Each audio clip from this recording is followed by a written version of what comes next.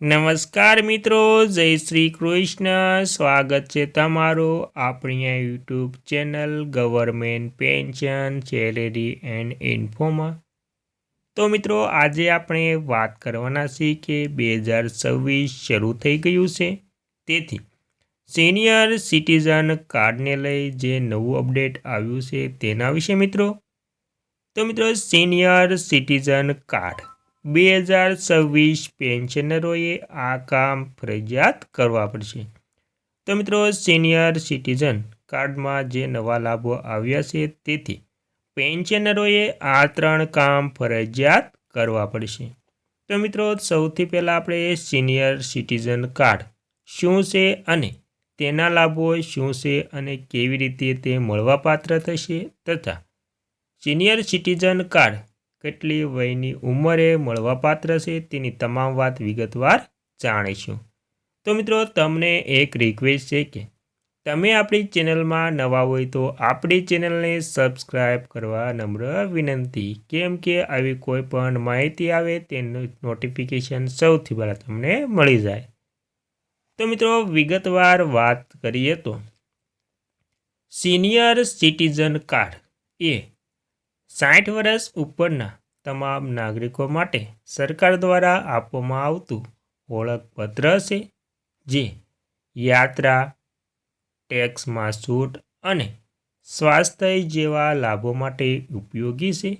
અને 2026 માટે પણ આ લાભો ચાલુ રહી શકે છે, જેમાં SCSS એટલે કે સિનિયર સિટીઝન સેવિંગ સ્કીમના વ્યાજ દરોમાં વધારો અને નવા લાભોની અપેક્ષા છે, જે માટે ઓનલાઈન કે ઓફલાઈન અરજી કરી શકાય છે.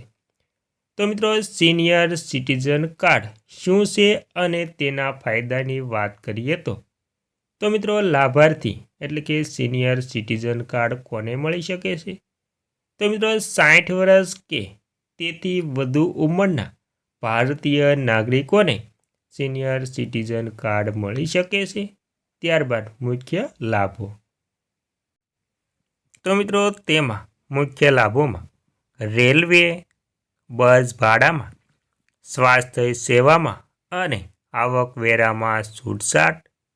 ત્યારબાદ SCSS લાભો, રોકાણ મર્યાદામાં વધારો, ₹3 મિલિયન સુધી અને આકર્ષક વ્યાજ દરોની અપેક્ષા. ત્યારબાદ મિત્રો, અરજી પ્રક્રિયાની વાત કરીએ તો ઓનલાઈન અને ઓફલાઈન બંને રીતે અરજી કરી શકાય છે.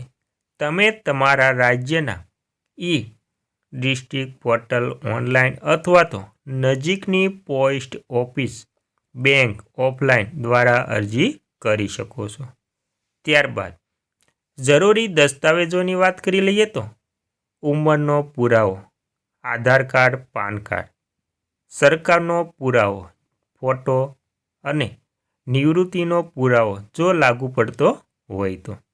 ત્યારબાદ મિત્રો, 2026 માટે અપેક્ષિત ફેરફારો. તો મિત્રો, વધુ સુરક્ષિત અને વધુ વ્યાજ આપતી SCSS સ્કીમની અપેક્ષા. વરિષ્ઠ નાગરિકો માટે નવા લાભોની જાહેરાત થઈ શકે છે. તો મિત્રો, તમારે શું કરવાનું રહેશે તેની પણ વાત કરીએ તો તમારા રાજ્યની સત્તાવાર વેબસાઇટ ડિસ્ટ્રિક્ટને તપાસો, નજીકની પોસ્ટ ઓફિસ અથવા તો બેંકમાં પૂછપરછ કરો. વૃદ્ધ પેન્શન યોજના, વૃદ્ધ સહાયના વિશે સ્થાનિક સરકારી કચેરીની માહિતી મેળવો મિત્રો. તો મિત્રો, સિનિયર સિટીઝન કાર્ડ મેળવવા માટે કયા 3 કામ તેની વાત કરીએ તો તેમાં પહેલું છે બેંક ખાતા સાથે આધાર કાર્ડ લિંક હોવું ફરજિયાત છે.